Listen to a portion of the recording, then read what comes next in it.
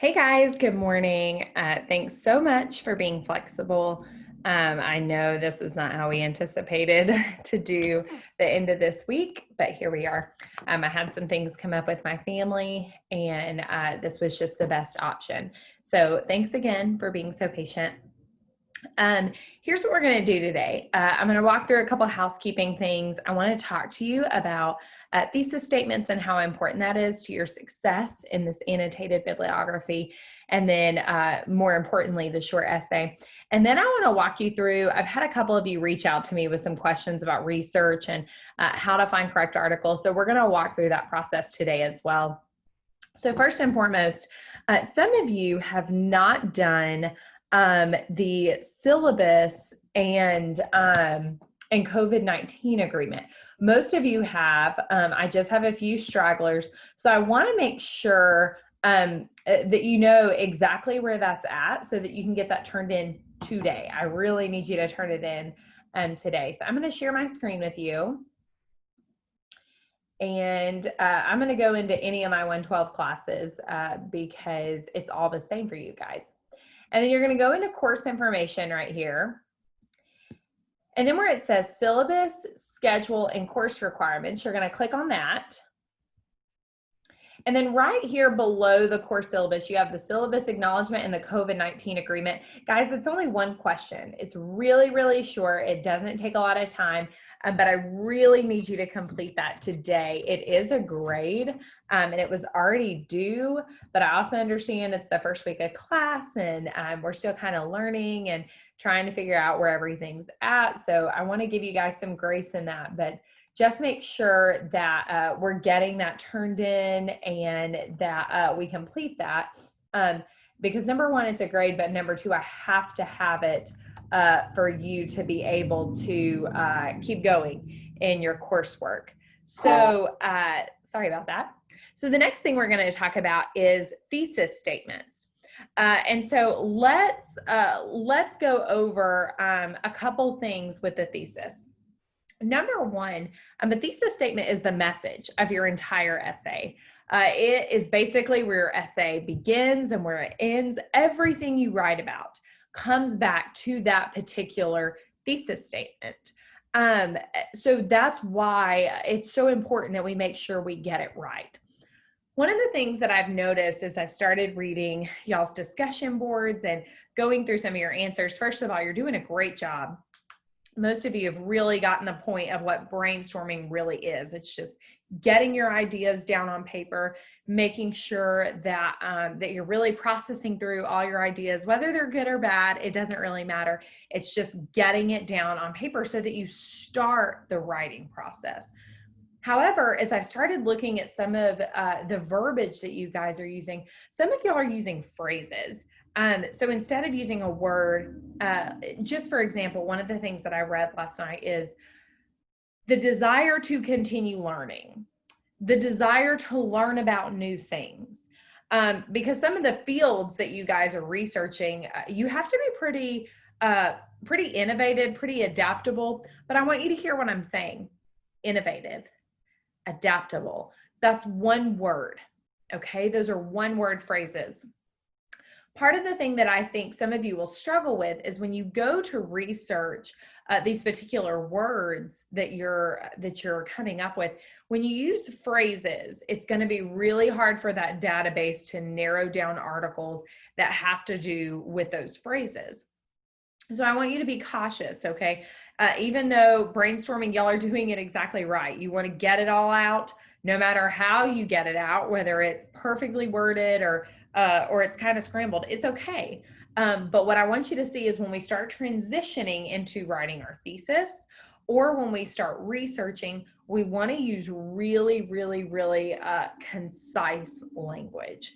I want to show you a great video. It's by Shmoop, which is one of my favorite content makers for English and literature. And I think this is going to be helpful as you begin to start creating your thesis statements. Grammarly does more than catch errors. With Grammarly, you can find Sorry about that. Hang on one second. Grammarly does more than catch errors. With Grammarly, you can find really good.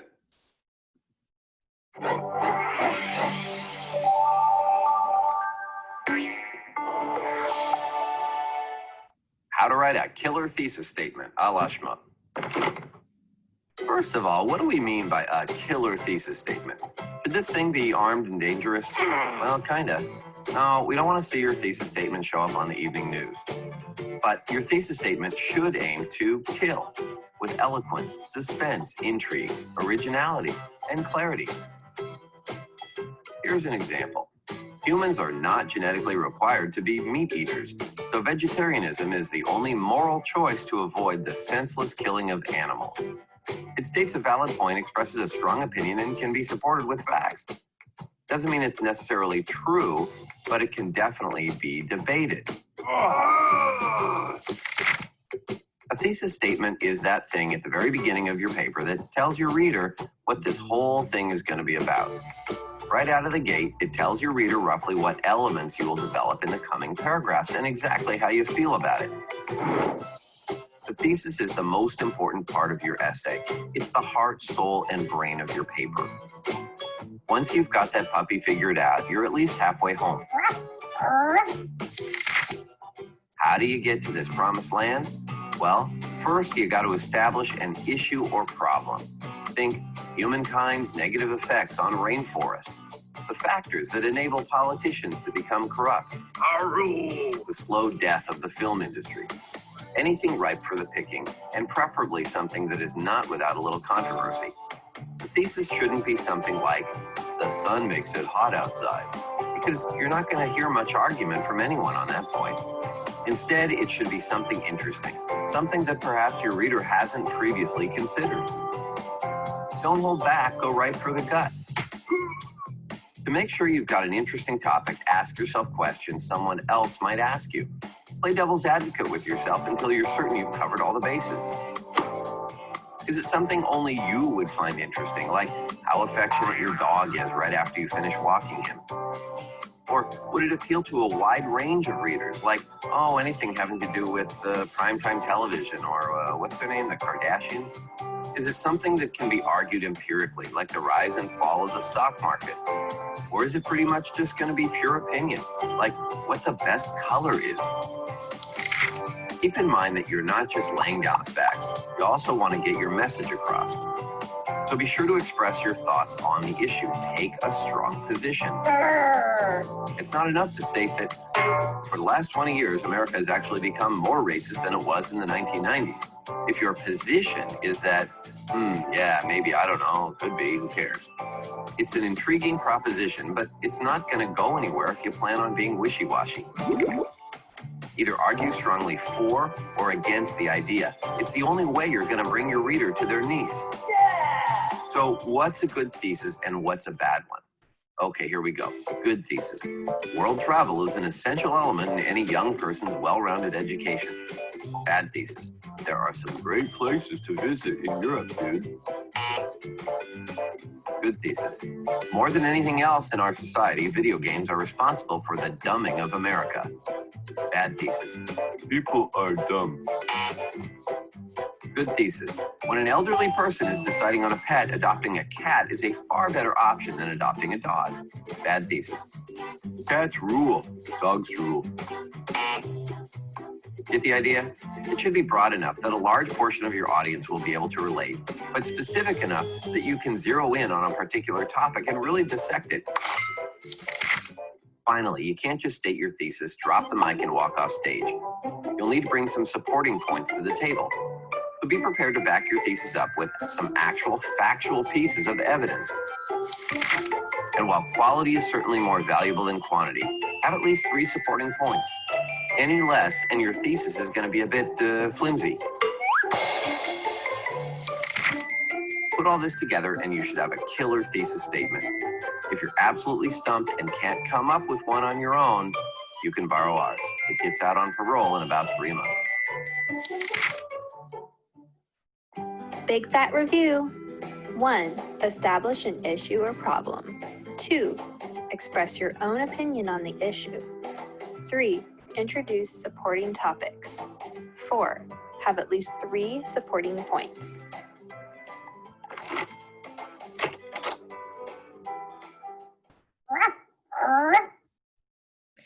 Okay, so let's talk a little bit, just review about what we just saw in that video. First and foremost, one of the things that that video really drives home on is you have to be tackling a particular issue or idea. Well, in our case, we are going to be selling the idea of what the ideal candidate is. And another really valid point that that video brings up is we can't be wishy-washy. We've got to be clear and concise, and we want to have a firm idea of what we're going to be discussing in the essay. So when you're choosing your diction, when you're choosing your language, when you're choosing your tone, you really want to exude this idea of confidence in your writing. You don't want to maybe think that these are great ideas, or there are many great ideas, but here's a few. You want to sell that your ideas are the best ideas.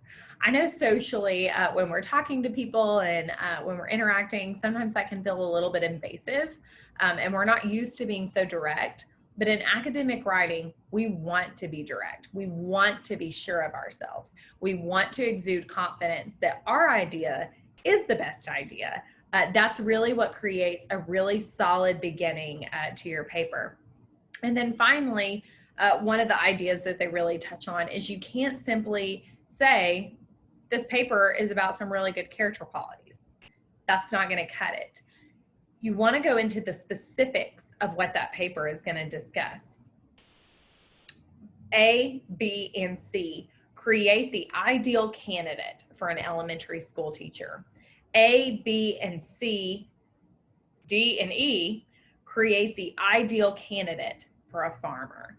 Again, what I want you to hear in my tone, in my language, in my diction, these are the ideas. This is what the paper is going to be discussing. Part of the reason that I'm driving home this idea of a thesis so much today is you want to make sure that the ideas that you're coming up with are going to be the ideas that you research that lead to your thesis and then eventually creates the entirety of your essay. So I want to walk through an example. This morning, I was going through a little bit of my own research, just to be able to show you guys some more examples so that you feel really confident when you begin this research process on your own. And one of the things that I realized that we hadn't talked about is this idea that sometimes you're not always going to find the exact phrases you're looking for. This morning I did some research over patience in elementary education, and I realized there just was not a whole lot out there specifically about teaching or specifically about the classroom, which seems crazy. You would think that there would be tons of articles about that, but I just wasn't having any luck. One of the things that I want you to realize is you need to make your research work for you. So maybe you don't find a specific article about patience in education, but you might find one over patience with 5-year-olds, or patience with learning, or patience with students with ADHD. You may find a different topic, but there might be something great in that article that you're able to use to mold what you need for your essay. So one of the things I want to review, you go to library, okay, you go to the Gaston College Library, which you'll find in quick links on the Gaston homepage. And then right here in this search for articles, this is where you can find anything that you need, okay? And one of the things I didn't show you is ProQuest. ProQuest Central is a really good site as well. It's very similar to just searching in here, but this gives you a lot of different North Carolina articles just across the community college sphere. So let's do education or best practices education patience. Let's just try that. And I clicked full text and peer reviewed right here. Okay, and I'm going to make sure I go to my left-hand toolbar, peer reviewed. That did not go through. And then as you can see, it went from 151,000 to 25,000 results. Best practices in developmental math. Independent licensure for nurse practitioner, that's totally off what we're doing. Education as gift, taking education out of the market and the market out of education. Here we can see that we're talking about best practices, perceptions of good parents and teachers by parent teachers, maybe. But what I want you to see is I was going through these articles and I just was not finding what I really needed this morning. I probably went through 100 and even some titles that were promising, I just wasn't having any luck. So then I went back to my search tool and I just started plugging in different phrases, best practices in education, character qualities in education. And this is what I ended up having a lot of luck in. Character quality teaching, okay? And one of the articles that I found, it was called Exploring Teacher Popularity, Association with Teacher Characteristics and Student Outcomes in Primary Schools. Now, here's what I want you to see. In that title, there's no character qualities. You don't see patience. You don't see enthusiasm. You don't see kindness. You don't see that. But that title really resonates with what we're talking about. And of course, right here on the left-hand toolbar, I did full text online, I did scholarly and peer reviewed. And then we want to make sure that we do this date to 2000. And still, that's still populated. And I've got it pulled up right here. Guys, this article was fantastic. One of the great questions that it asked was, let me see if I can find it. This is the theoretical background. But then when we scroll down, what makes a teacher popular in the eyes of a student? Teacher characteristics. It was loaded with just some really, really good ideas. 3 concepts of professional competence have to be further investigated: enthusiasm for teaching, self-efficacy, constructivist beliefs. Guys, you may come up with some ideas through research that you didn't even think of before you started your research. So what I want you to see here, there's this very careful balance of, yes, search for your ideas, but also be open to the idea that there may be some other things out there that you just haven't considered that you might find along your little research journey. So again, I want to review what we do from here. So let's say you read this and you're like, yes, there's definitely something I can use here. Right here in the top right-hand corner, you have cite, and you want to click on that. And then we're already here at the MLA 8th edition, and I'm going to copy. And I'm going to go to my Word document and I'm going to paste. And I'm going to make sure I have black ink, Times New Roman, 12-point font. And you may be saying, why are you doing that? Well, it's MLA format. I'm going to make sure that it's double spaced. And then I'm going to go to the end of each line and tab to make sure that I'm creating a great hanging indentation. Okay. And then just to review, our title, annotated bibliography, character qualities for an ideal teacher. And I want you guys to note, I capitalize the important words in that title. So for and un, those are not keywords. So I did not capitalize those. And then when we begin our summary, this academic article written by Benjamin Foth emphasizes, and then I would simply continue, but remember, we want to make sure that even our summary has that hanging indentation. Okay, so I just wanted to go over one more example of what this should look like in your own annotated bibliography. So the last thing, I'm going to stop sharing here real quick. There we go. The last thing that I want to talk about is just making sure that we know what tone and diction and some of those key words are.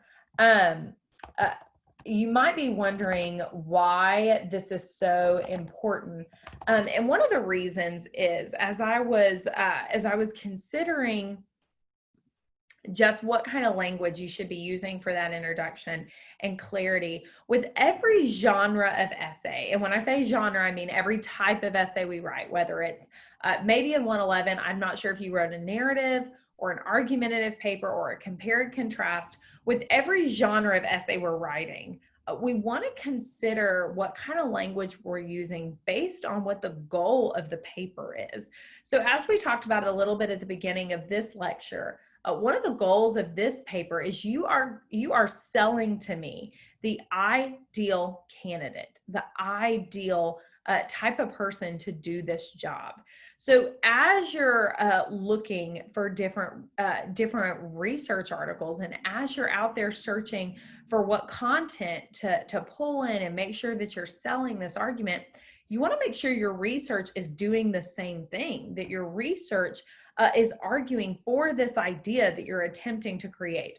So I want you to watch this quick video about just word choice and tone. So as you're navigating through research, that you're sure that you're also searching for the correct type of verbiage.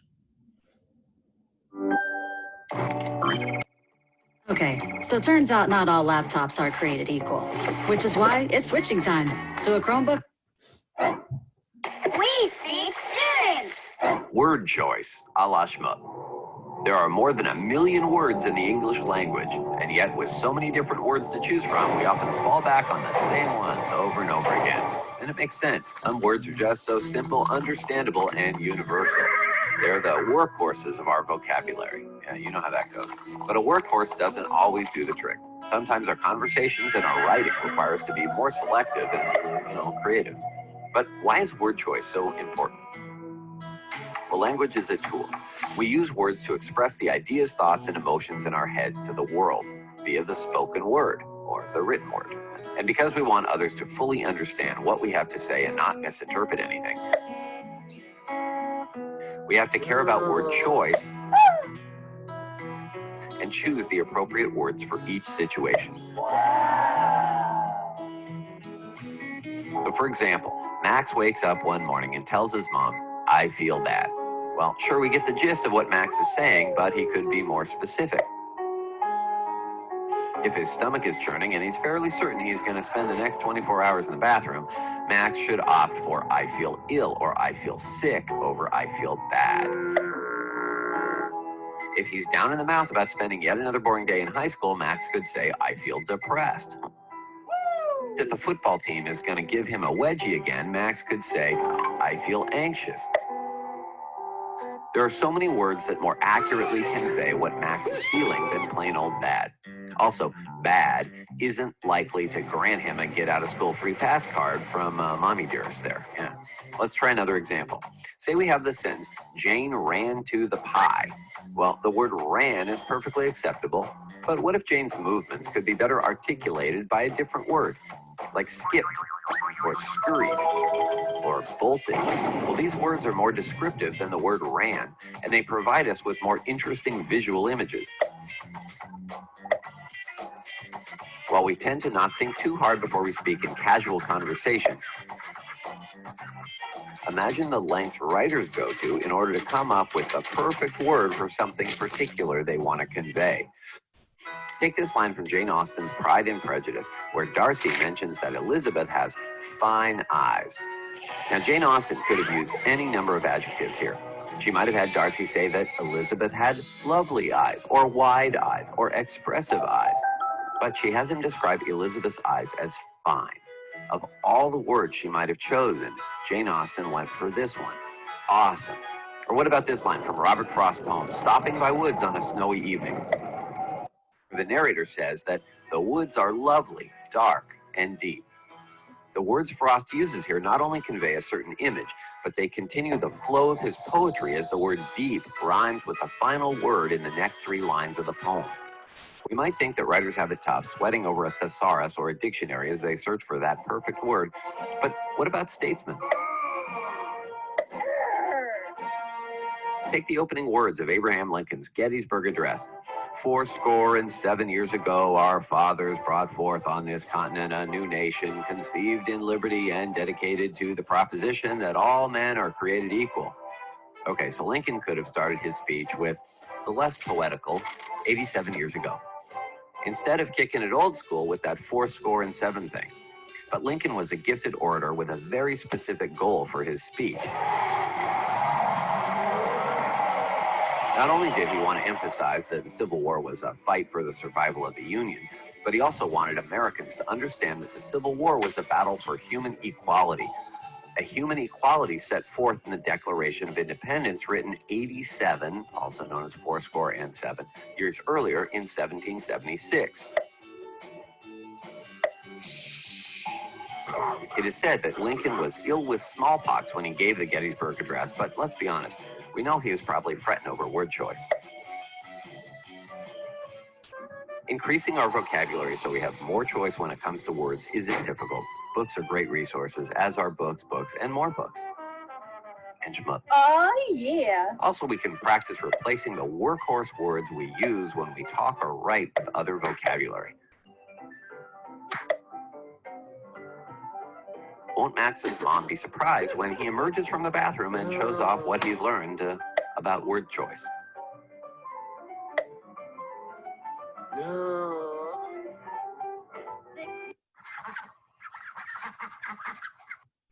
Okay, so basically the goal that I want you to understand here is we have to think about word choice. We have to think about tone.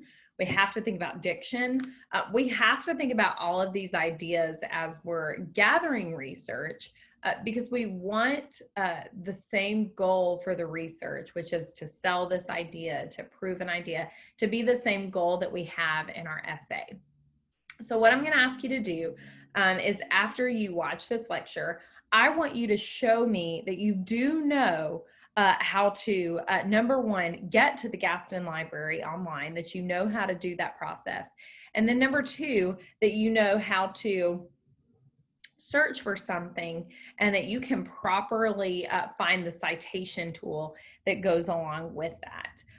So here is what your responsibility is, and there will be a link underneath this video for you to turn this in on a Word document. I want you to find a good, valid article that you could use for your annotated bibliography.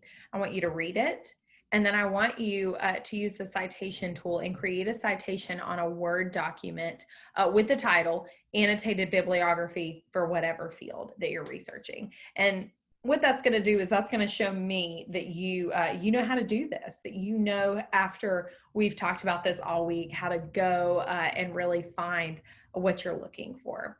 Okay, guys, I hope you have a great day. Thanks again for being flexible. I really appreciate it. If you have any questions, if you need help, or if you need any assistance, as always, feel free to reach out to me. Okay, have a great day.